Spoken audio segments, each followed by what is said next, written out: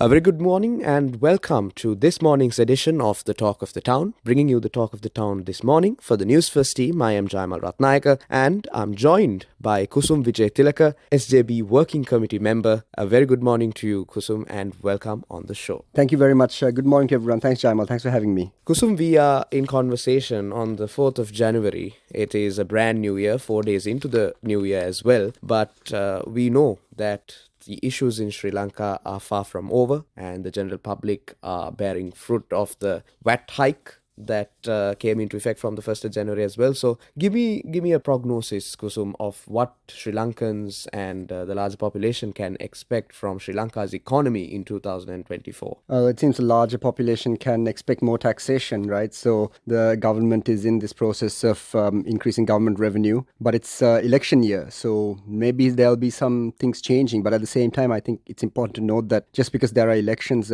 we can't change the direction that the economy is heading in. It's going to be very tough to do that, especially without upsetting the lenders and the creditors, and especially our debt restructurings. We can't risk the debt sustainability project that we've got going on. But in this new year, when we have a general election and a presidential election coming up, I think people will have the choice to, I think, start afresh, maybe give the system a fresh impetus.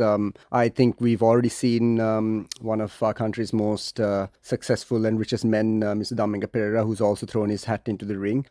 Interestingly, someone who's widely regarded as extremely successful seems to be asking for the nomination from the very party that collapsed the economy.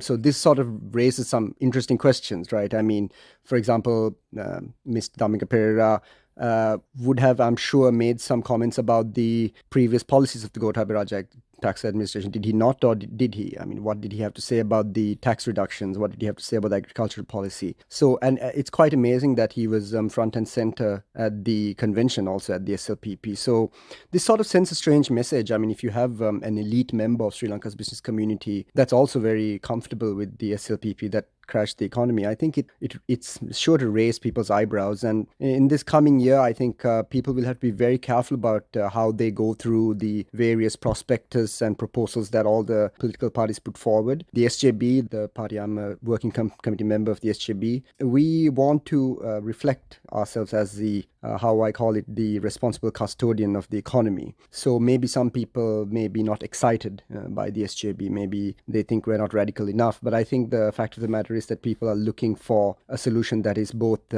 workable as well as effective. And it's very easy to make political speeches and make promises to people, but I think it's important to be realistic, but at the same time take the country in a fresh direction. And in the next 3-4 months, the SJB will be launching the Blueprint 3.0 and a trade and industry program as well, which hopes to address one of the key issues that really isn't being paid enough attention to, which is the trade deficit in Sri Lanka. Because as much as we focus on the fiscal consolidation, we really need to focus on the trade deficit, because that's where our main problem lies. It's in a lack of exports and a lack of foreign currency earnings. So very quickly, Kusum, we saw towards the end of the year and even now, the war on drugs and organized crime has been come into the spotlight with Operation Yuktiya that is taking place. The acting IGP and also the Minister of Public Security have been very critical that they will make large strides in curbing the drug menace and also controlling or eliminating organized crime in Sri Lanka. Do you think this is yet another populist decision or a measure that is being taken in view of the presidential election that is to come later this year, or will this actually bear significant results in the coming months? Well, I think it's pretty clear. There's the acting IGP who has his own issues. Correct. He has to also gain some kind of public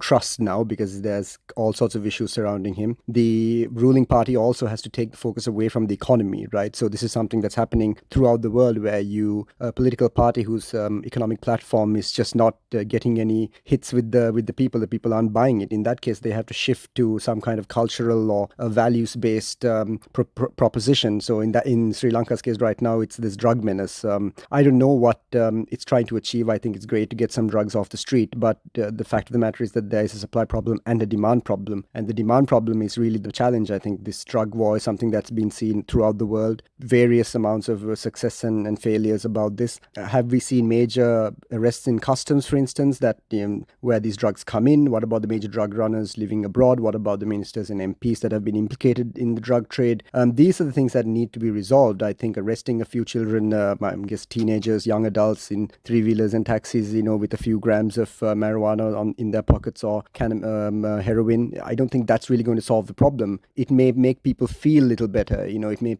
make people feel a little safer. But I think these are just measures that are meant to take the focus away from the economy and focus our attention on something else. But I don't think that's really going to work in this new year. I think the focus of all the parties come election time will be the economy and the cost of living. Kusum Wijetilleke, SJB Working Committee member, thank you very much for joining me this morning and sharing your very candid views on Sri Lanka's economy, the drug war, many other aspects as well. Thank you very much for joining me this morning. Thank you very much. Happy New Year to everyone. Thank you. A very happy New Year yet again to all our viewers, and it's back to the studio.